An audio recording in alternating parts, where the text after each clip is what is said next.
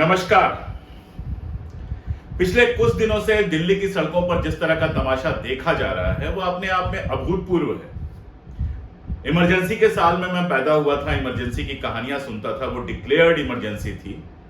लेकिन जो कुछ दिल्ली की सड़कों पर पिछले 2-3 दिनों में हुआ है वैसा तो इमरजेंसी में भी सुनने को नहीं आ रहा था। दिल्ली पुलिस कांग्रेस के ऑफिस में घुस जाती है और वहां पर कार्यकर्ताओं के साथ अभद्रता होती है, पत्रकारों के साथ अभद्रता होती है।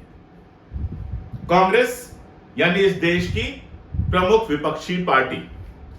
जब मैं कांग्रेस की बात कर रहा हूं तो मैं उसके साथ साथ टीएमसी की भी बात कर रहा हूं, सपा की भी बात कर रहा हूं, राष्ट्रवादी कांग्रेस की भी बात कर रहा हूं, शिवसेना की भी बात कर रहा हूं, दक्षिण की सारी पार्टियों की भी बात कर रहा हूं, पूरब के, उत्तर के सभी पार्टियों की बात कर रहा हूं जो बीजेपी के साथ नहीं है या खुद को विपक्षी दल कहती हैं। क्यों? क्योंकि अगर कांग्रेस के मुख्यालय में घुसकर उसके कार्यकर्ताओं और पत्रकारों को के साथ ऐसा व्यवहार हो सकता है तो कल को किसी भी विपक्षी पार्टी के साथ ऐसा व्यवहार हो सकता है। मामला क्या है वो हम सब जानते हैं। एक मामले में राहुल गांधी को नोटिस भेजी गई, ईडी उनसे पूछताछ कर रही है। मैं उसके कानूनी पक्षों में नहीं जाऊंगा, ज्यादातर कानूनी जानकारों का यह कहना है कि उस मामले में कोई दम नहीं है। लेकिन चलिए मान भी लिया गया कि अगर वो मामला है और ईडी लगातार पूछताछ कर रही है, 2 दिन पूछताछ कर चुकी है और अगले दिन यानी कि शुक्रवार को फिर पूछताछ के लिए बुलाया है। और इस पूछताछ में राजनीतिक मकसद होने का आरोप लगाकर कांग्रेस पार्टी ने इसकी मुखालिफत करने का फैसला किया। फैसला हुआ कि दफ्तर से, कांग्रेस पार्टी का दफ्तर जो अकबर रोड का है, वहां से ईडी कार्यालय तक कांग्रेस के कार्यकर्ता पैदल मार्च करेंगे। लेकिन ऐसा लगता है कि सरकार इतना डरी हुई है या फिर इतनी तानाशाही दिखाना चाहती है कि इस मार्च के लिए अनुमति नहीं दी गई। और उसके बाद कांग्रेस के 2 मुख्यमंत्री आते हैं, जिनमें से एक भूपेश बघेल जी नक्सली क्षेत्र से आते हैं, जिनको Z+ सुरक्षा मिली हुई है, उनको भी रोकने की कोशिश की जाती है। जो महिला कार्यकर्ता प्रदर्शन कर रही हैं उनके साथ बदतमीजी होती है। बाकी कार्यकर्ता जो प्रदर्शन कर रहे हैं, जिसमें संसद सदस्य हैं, पूर्व मंत्री हैं, पी चिदंबरम जैसे पूर्व मंत्री हैं, हरीश रावत जैसे उम्रदराज नेता हैं, विधायक हैं, इन सब के साथ बदतमीजी होती है। हालत यह है कि महिला सांसदों के साथ बदतमीजी होती है। हालत यह है कि सांसदों, विधायकों, पूर्व मंत्रियों, इन सब के साथ ऐसा व्यवहार किया जाता है जैसे किसी गुंडे के साथ व्यवहार किया जाता है। और मामला क्या है कि अगर कांग्रेस कोई भी विपक्षी पार्टी कोई हिंसक आंदोलन कर रही होती तो इस बात को सही माना जा सकता था। लेकिन यह पूरी तरह से अहिंसक आंदोलन था, जुलूस निकाला गया था और इस पूरी तरह से अहिंसक आंदोलन के साथ जो व्यवहार किया गया उसकी एक बानगी आप देख सकते हैं। यूथ कांग्रेस के जो अध्यक्ष हैं श्रीनिवास, जिनको हम सब लोगों ने कोविड के पीरियड में जनता की मदद करते हुए देखा है और ऑक्सीजन मैन का नाम दिया है, उनके साथ जो व्यवहार किया गया वो इस वीडियो में देखिए। मुश्किल से 15 सेकंड का वीडियो है।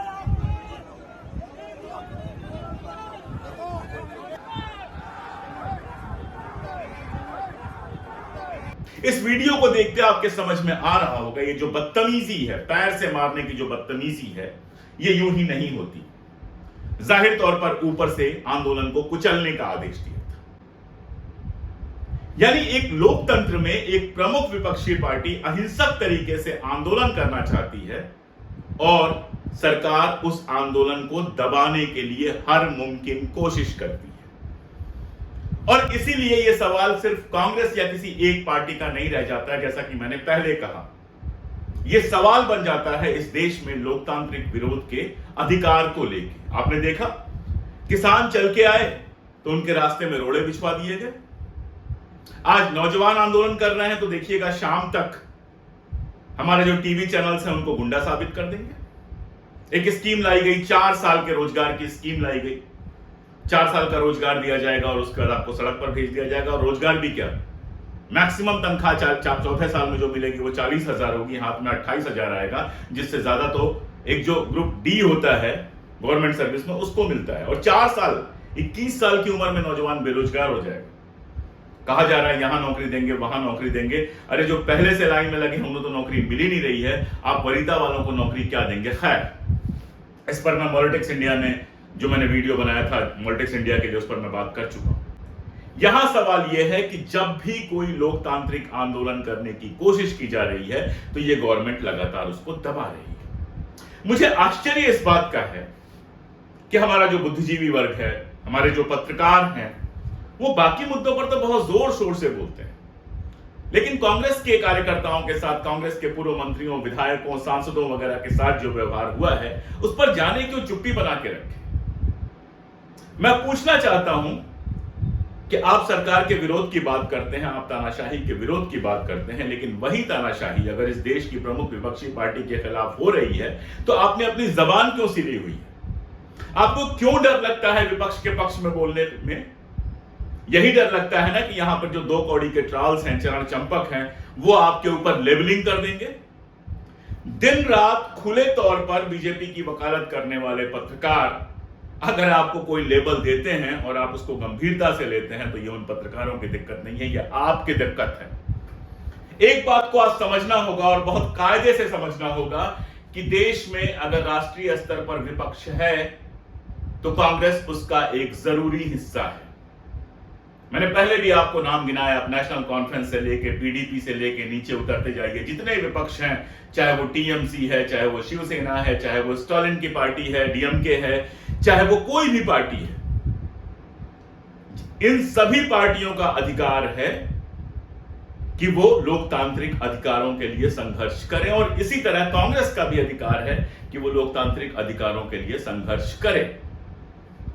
मेरी बहुत सारी असहमतियां हैं कांग्रेस के साथ, आपकी भी हो सकती है, किसी भी पार्टी के साथ हमारी सहमतियां असहमतियां होंगी ही,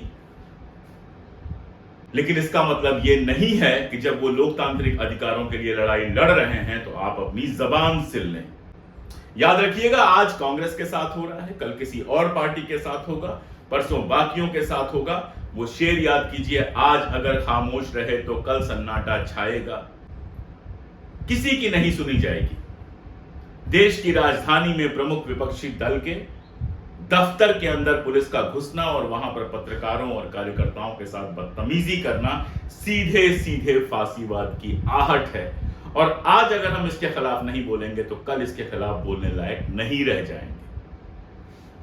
इसीलिए जरूरी है कि लोकतांत्रिक अधिकारों का संघर्ष जहां भी हो रहा हो उसके खिलाफ बोला जाए। अगर किसी आजम खान को जबरदस्ती तमाम सारे केसेज में फंसा कर रखा गया था तो उस आजम खान साहब के पक्ष में बोलना हमारे लिए जरूरी था।